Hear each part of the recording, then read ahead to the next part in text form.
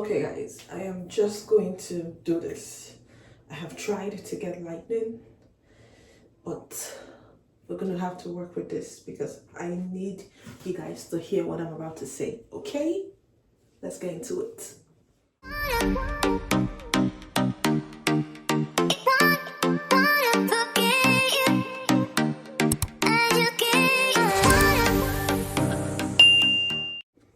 Hi my loves, welcome back to my channel. Whoop whoop whoop whoop whoop. How are you guys doing? How are you guys faring? How's your Easter celebration going? For those of us in Nigeria, did you eat Easter rice? For those of us here, did you eat whatever type of rice you made? Let us know in the comment section, okay? You know, one thing they told me when I started this master's degree, right, was that, oh wow, it's gonna be easy to get a job. Oh, you're studying a good program. Jobs are gonna come. Oh, your course is very nice. You're gonna get a job. They didn't tell me. What I say? They didn't tell me. Because I started receiving bars. Not like bars, but I started seeing a lot of shocking things that I'm like, this is not what you guys said. Why is it working like this? So having said all of that, you can probably see what I'm going to talk about. So I'm going to talk about things that they don't tell you when you want to get a job in USC. And I feel like it's very important that some people hear this because some people will be graduating in May. And whether if you don't have a job already, you're probably at that phase where you are tensed, you're praying that every job application you send out, clicks and you get that job, or at least you even get invited, because honestly some people don't even respond. So let's get right into it. We can do this, guys. Let's go. First thing that they don't tell you about getting a job in USA, your degree is not enough. People say, oh, you're studying, I'm going to use my course for example, master's degree in pharmaceutical science, right? That's such a beautiful course. With a master's degree you can end this dash, right?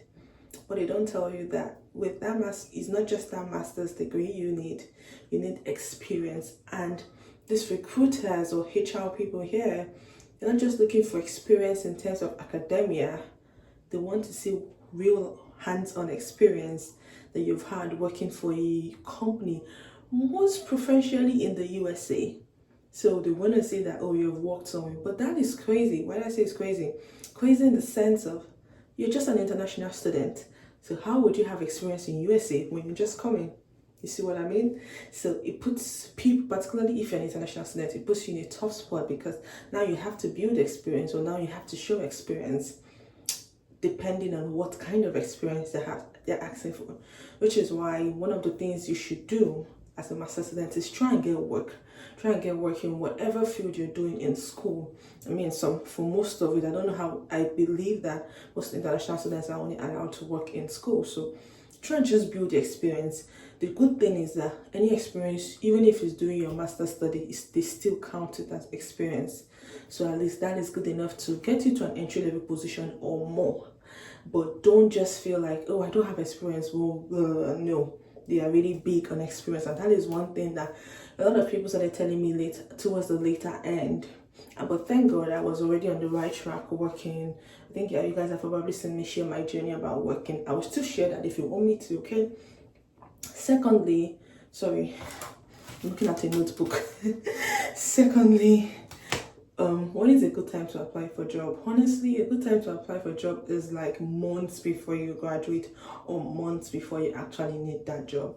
Even for internships, if you want to get an internship like a summer job by May, you should have applied by December or November last year, because this is the period where they'll be reaching out to people that they have accepted. They'll be giving you details of what to do, leading towards the job start date. So I would say, honestly, I don't think I can put a time around when to start applying, but I would say maybe 3 to 6 months.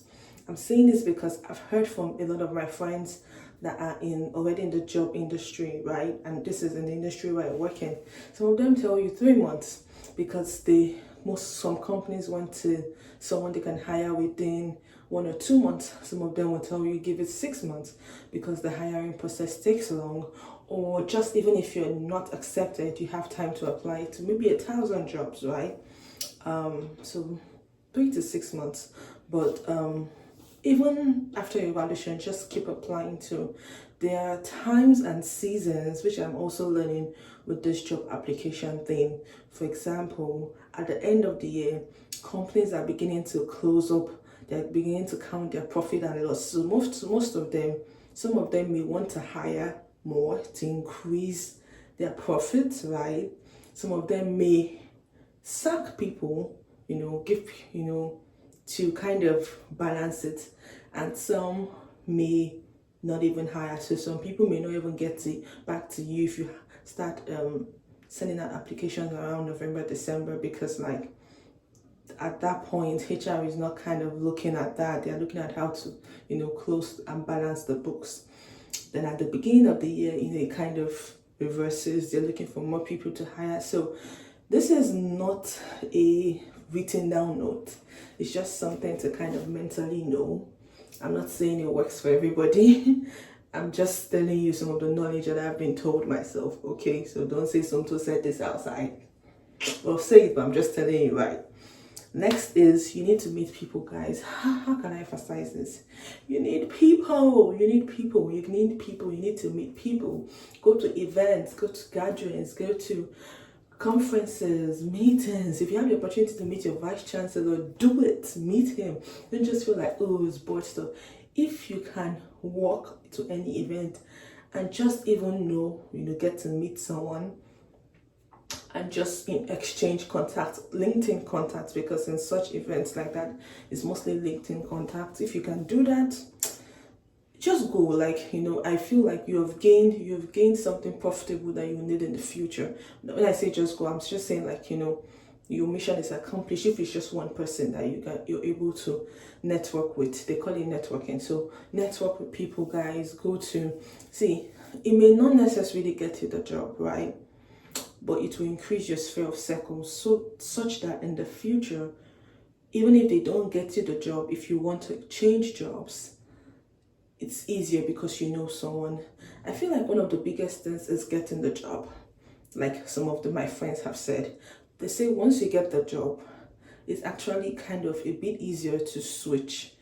So see that you are building this network for future purposes, not necessarily for now. And of course, some of them may even get you the job. They'll tell you, oh, hey, my company's not going to hire now, but I'm going to be on the lookout for you. And once they start hiring, I'll let you know.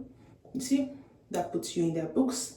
And of course, because once a company starts hiring, they kind of first of all look at who they have, or if there's someone an employee in the company that has someone, they kind of already start shooting at, oh, I have this person, hire that person, or not hire the person, but consider this person.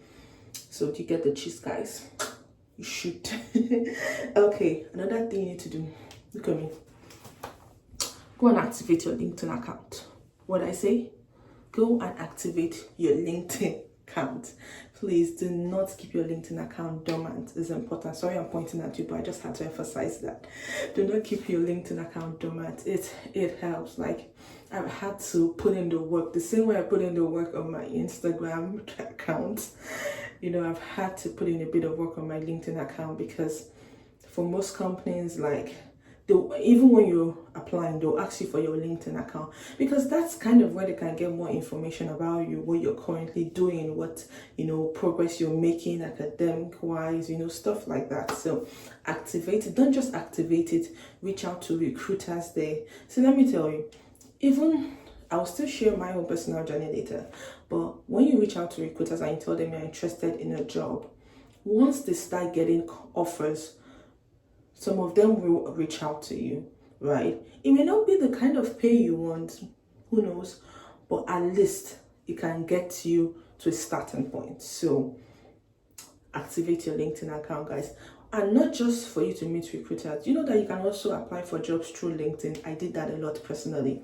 If you go to LinkedIn, if you go to the job search, there are jobs that are being posted daily, so you can always apply. And when companies too, when they are hiring, they put it on their LinkedIn page, hey, we are hiring now, apply. So I said you should look at me and activate your LinkedIn account. Yes, guys, activate your LinkedIn account.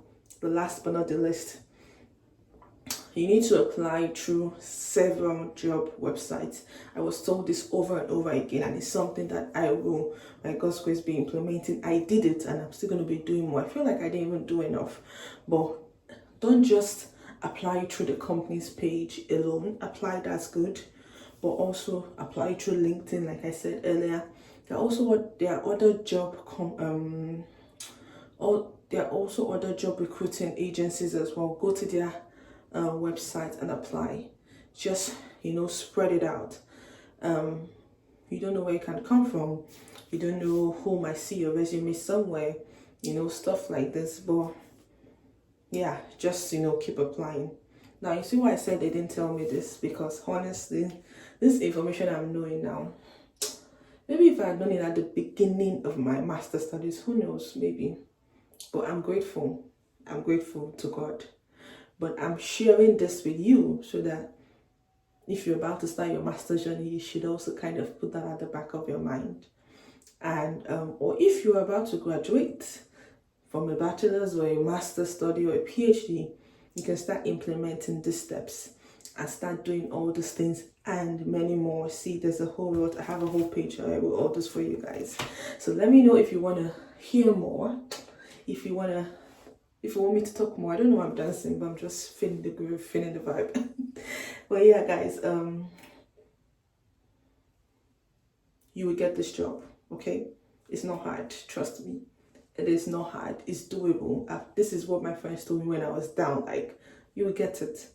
We just need wisdom to navigate this job industry, this job marketplace, okay? So I'm guessing by now you must have received my special shout out or not. But let's move to the next thing. Hello, my name is Shoutout. Welcome to my channel. Whoop, whoop, whoop, whoop, whoop. Welcome to the channel where we talk about where I share my experience as a Nigerian babe. Why did I say that weird? As a Nigerian babe living in the USA. We're going to be talking about God, because God is my father. I believe in Jesus Christ, the Son of God. And we're going to be talking about my experience here, just, navigating life. And I feel like this is not really shared a lot. So anyhow, welcome to the family room, okay? And currently, I just want to give a special shout out to every one of you that subscribed this past few days. You guys are amazing. Thank you guys. Thank you guys. We're making progress, guys. Can you see those numbers? Okay, so anyhow, I wanted to give this special shout out. Okay guys, that brings us to the end of our gist. Let's call it gist. But let me know if you have any questions, if you have any more contributions, or if you want me to talk more about certain things, and if you want me to share my experience too. By God's grace, I would love to. But till I see you in my next video, keep subscribing, keep liking, keep commenting, keep sharing. Deuces.